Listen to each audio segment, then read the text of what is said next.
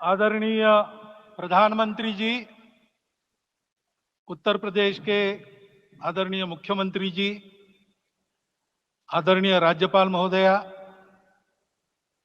देश के आज विद्यमान सभी पंथ संप्रदायों का प्रतिनिधित्व करने वाले हमारे संत ऋषि आचार्य गण और समाज के सब स्तरों का प्रतिनिधित्व करने वाले निमंत्रित महानुभाव, आज का आनंद शब्दों में वर्णनातीत है और उसके वर्णन करने का प्रयास इसके पहले के वक्तव्यों में अच्छा हो गया है। यह भी बता दिया गया है और हम जानते भी हैं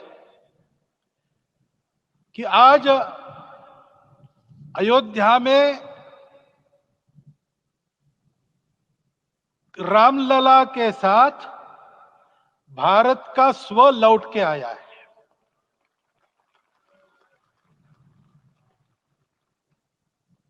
और संपूर्ण विश्व को त्रासदी से राहत देने वाला एक नया भारत खड़ा होके रहेगा, इसका प्रतीक आज का कार्यक्रम बन गया है।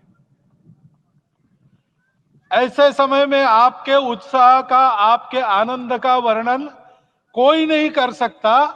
हम यहां पर अनुभव कर रहे, पूर्ण देश में यही वातावरण है।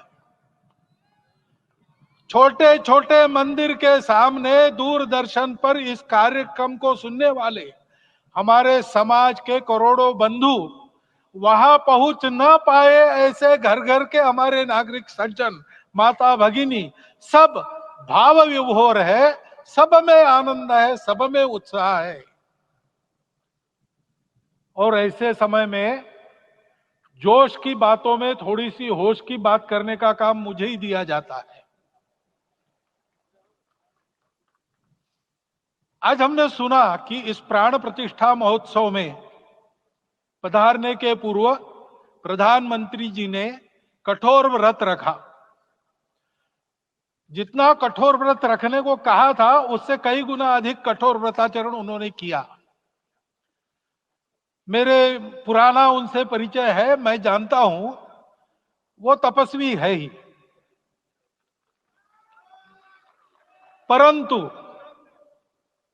वो अकेले तप कर रहे हैं, हम क्या करेंगे।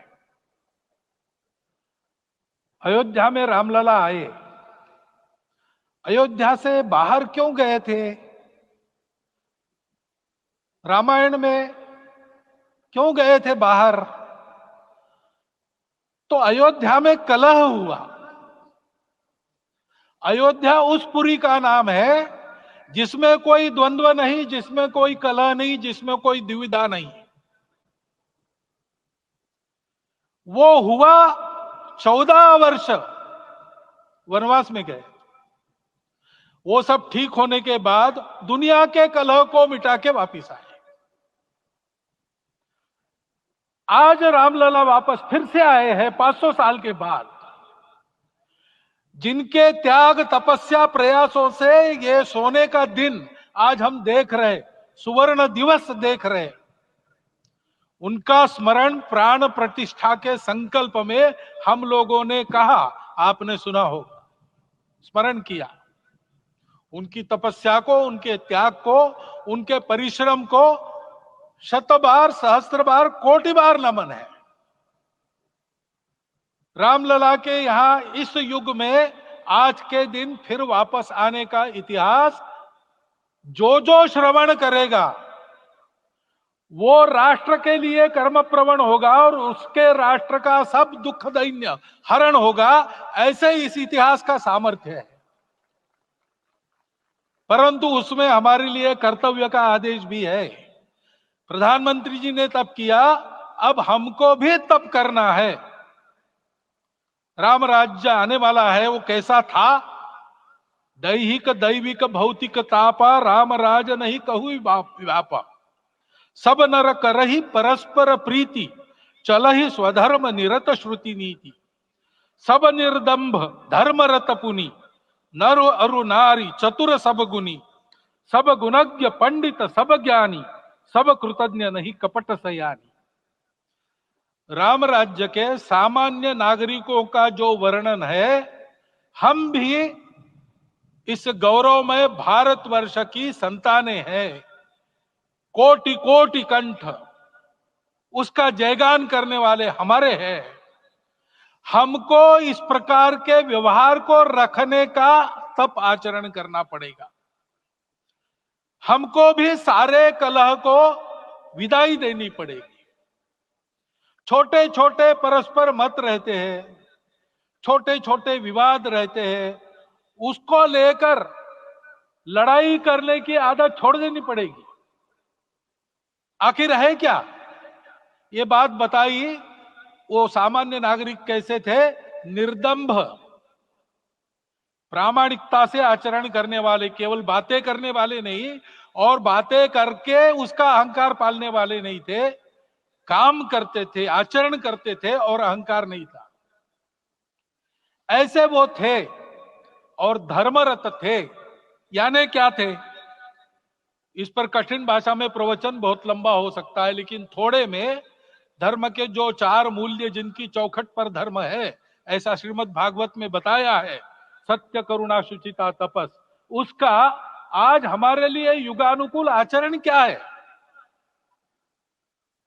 तो सत्य कहता है कि सब घटों में राम है, ब्रह्म सत्य है, वही सर्वत्र है। तो हमको ये जानकर आपस में समन्वय से चलना होगा, क्योंकि हम चलते हैं, सबके लिए चलते हैं, सब हमारे हैं, इसलिए हम चल पाते हैं। और इसलिए आपस में समन्वय रखकर व्यवहार करना, यह धर्म का पहला जो पैर है, सत्य, उसका आचरण है। करुणा दूसरा कदम है, उसका आचरण है सेवा और परोपकार। सरकार की कई योजनाएं गरीबों को राहत दे रही, सब हो रहा है, लेकिन हमारा भी कर्तव्य है, ये सब समाज बांधव हमारे अपने बंधु है।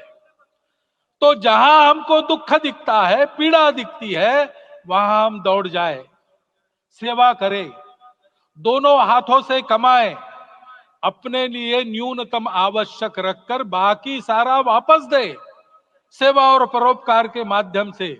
यह करुणा का अर्थ आज है। शुचिता पर चलना है, यानी पवित्रता होनी चाहिए। पवित्रता के लिए संयम चाहिए, अपने को रोकना है। सब अपनी इच्छाएं, सब अपने मत, सब अपनी बातें ठीक होंगी ही ऐसा नहीं, और होगी तो भी अन्यों के भी मत है, अन्यों की भी इच्छाएं हैं। और इसलिए अपने आप को संयम में रखते हैं तो सारी पृथ्वी सब मानवों को जीवित रखेगी। गांधी जी कहते थे, earth has enough for everyone's need, but it cannot satisfy everyone's greed. तो लोभ नहीं करना, संयम में रहना और अनुशासन का पालन करना, अपने जीवन में अनुशासित रहना, अपने कुटुंब में अनुशासन रहना, अपने समाज में अनुशासन रहना। सामाजिक जीवन में नागरिक अनुशासन का पालन करना। भगिनी निवेदिता कहती थी कि स्वतंत्र देश में नागरिक संवेदना रखना और नागरिक अनुशासन का पालन करना, यही देशभक्ति का रूप है। इससे जीवन में पवित्रता आती है। और तपस का तो मूर्तिमान उदाहरण आपके सामने आज दिया गया। व्यक्तिगत तपस तो हम करेंगे, सामूहिक तपस क्या है? संगच्छध्वम संवदध्वम सम वो मनावसी जानता। हम साथ चलेंगे, बोलेंगे आपस में, उसमें से एक सहमति का संवाद निकालेंगे, एक ही भाषा बोलेंगे, वो वाणी मन वचन कर्म समन्वित होगा और मिलके चलेंगे, अपने देश को विश्व गुरु बनाएंगे। ये तपस हम सबको करना है। 500 वर्षों तक अनेक पीढ़ियों ने लगकर परिश्रम करके, प्राणों का बलिदान देके, खून पसीना बहाकर आज ये आनंद का दिन सारे राष्ट्र को उपलब्ध करा दिया। उन सब के प्रति हमारे मन में कृतज्ञता है। मैं यहां बैठता हूं तो मेरे मन में विचार आता है कि मुझे बिठाया, मैंने क्या किया? वो तो जो उन्होंने किया उसका प्रतिनिधि भी मुझे बनाया गया है। उस प्रतिनिधि के नाते मैं ये अवदान स्वीकार करता हूं और उन्हीं को अर्पण करता हूं। परंतु उनका ये व्रत हमको आगे लेके जाना है। जिस धर्म स्थापना विश्व में करने के लिए राम का अवतार हुआ था, उस धर्म स्थापना को अनुकूल स्थिति अपने आचरण में, अपने देश में उत्पन्न करना, यह अपना कर्तव्य बनता है। रामलला आए हैं हमारे मन को आह्लादित करने के लिए, उत्साही करने के लिए, प्रेरणा देने के लिए, साथ साथ इस कर्तव्य की याद दिलाकर उसमें कृति प्रवण करने के लिए आए हैं। उनका आदेश सर पे लेके हम यहां से जाए। सब लोग तो यहां आ नहीं सके, लेकिन वो सुन रहे, देख रहे।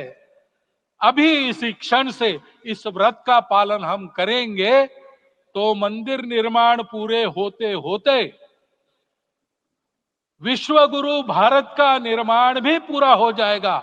इतनी क्षमता हम सबकी है। इसका मैं एक बार स्मरण देता हूं, आप सबको धन्यवाद देता हूं और मेरे 4 शब्द समाप्त